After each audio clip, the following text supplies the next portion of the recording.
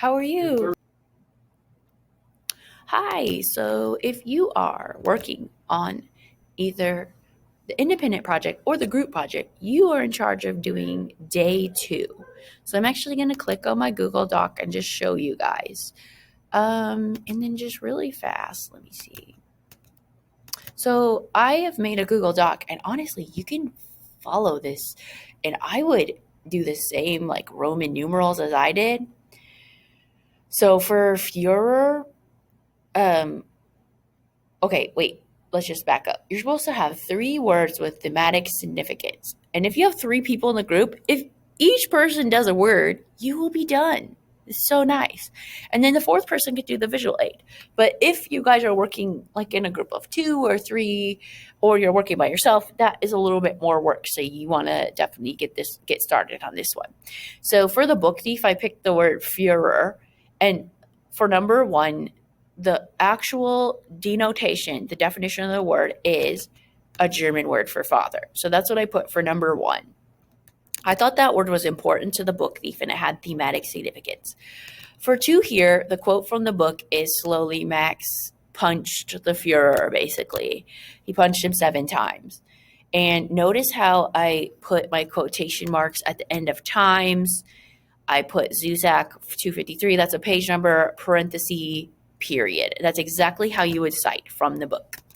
Okay. Then connotation. What does connotation mean? It means how you feel when you hear a word. So if I hear the word mental institution, if I hear the words like nut house, or if I hear the word asylum, okay, those three words, they mean the same thing, but they give off a different feeling, like an asylum versus a nut house. Okay, that's a little bit more insulting, right? An asylum sounds like it's almost like more than crazy. It's like unhinged. Everybody's unhinged, even the doctors, right? But if I hear mental health institution, wow, that sounds a lot kinder. So the way you feel when you hear a word is really important. So that's what we want to analyze here under connotation. So I describe there's kind of a negative connotation for the word Führer surrounding World War II because it suggests totalitarianism, right? It suggests dictatorship. It suggests it reminds us of the genocide that happened. And in contrast, a father suggests somebody who's like leading you in a faith-based way, or somebody who's the head of the family. But instead, they use it sarcastically, right? Anytime they say the Führer, right, they're making fun of him, and they're being like spicy and saucy and everything. And unfortunately, like the only way they can rebel against the Führer is in their imaginations and together in secret. So it's actually like many times they can't. Unfortunately they can't rebel against the Führer, but they have to do it in secret. And that's really important that they rebel, even if they rebel in secret. You have to let it out. Okay, you have to let it out, and you have to have people that you can trust. A theme that's suggested by the word Führer here, we're going to say, I'm going to take the thoughts that I just expressed in the last one under B, and I'm going to put this into words. So I'm going to say small acts of rebellion are very important, and it's important for people to be able to say what they think. Otherwise, everyone's thinking the same, and that's not freedom. That's tyranny. So groupthink is not what we want in a healthy society. We want difference of opinion. We want people to be able to have a forum to say how they feel. And if that's not the case, then we don't have freedom. We are not free. So another theme I said is that groupthink is a dangerous pastime, and it's important to rebel against laws that are unfair and unjust. So, even if if something is against the law, but it's wrong, we should stand up and change the law. It's against nature, and we should change that. So I would use a quote. I would use two quotes right here under 1 and 2 to show that theme. Okay, quotes from the book. I bet I could find multiple. And then let's see. that theme would be against the whole groupthink idea. And then finally, for 5, I'm going to research the Führer. So I actually went out and I found a website and I cite it under B. Notice here, the MLA 8 citation. So there's a Encyclopedia Britannica article that talks about like the symbol of the hand and the cult like like hand signal of the Führer. Like anytime you're calling someone like the great leader or the Führer, I mean, that's dangerous because you're almost making them godlike. You're almost worshiping them. And they do that in North Korea. There's like a similar belief system that Kim Jong-un is like the son of God.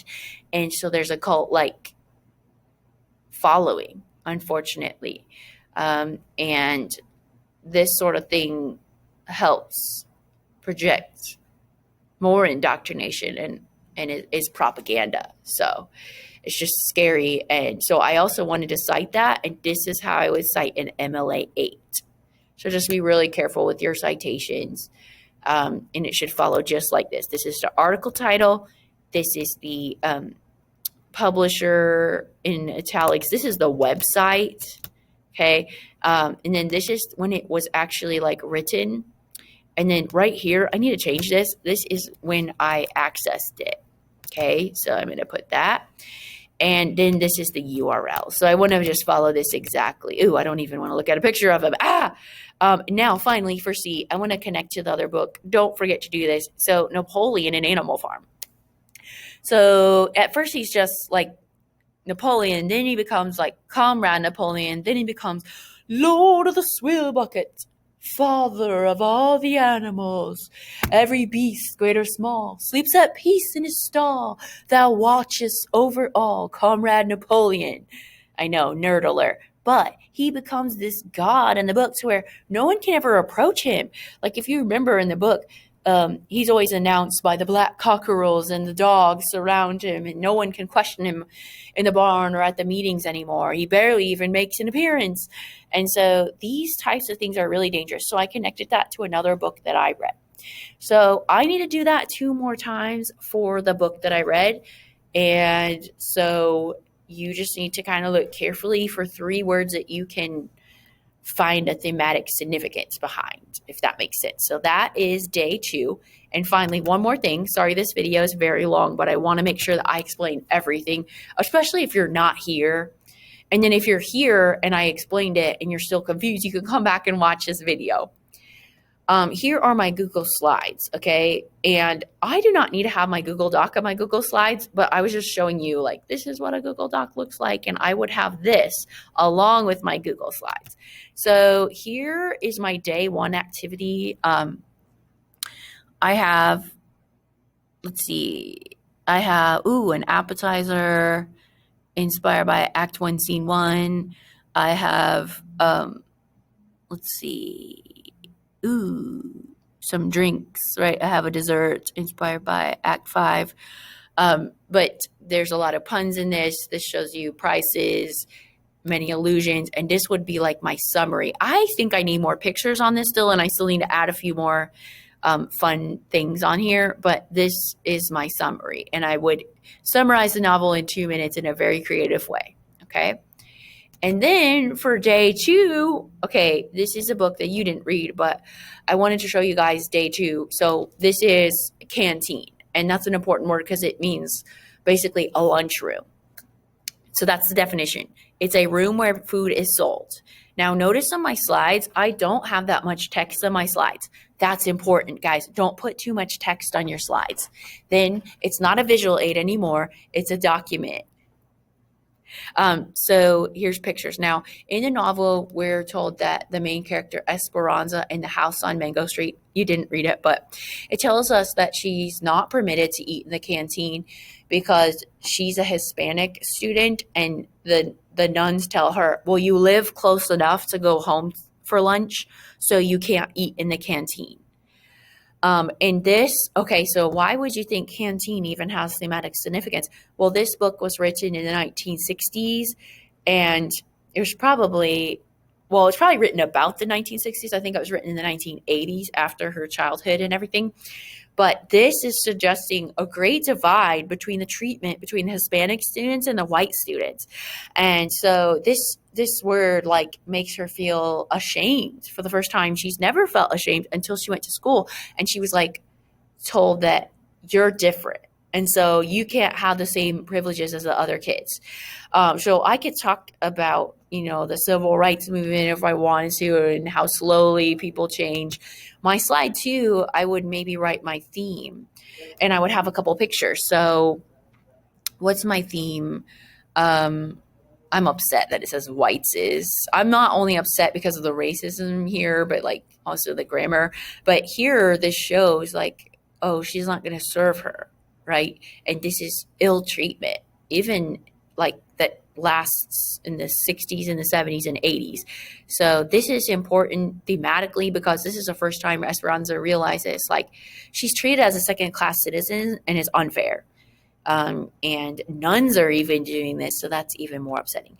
So if you notice, the visual aids are going to have a lot less writing on them. In fact, this is enough writing. No more writing than this, okay? You should have mostly pictures.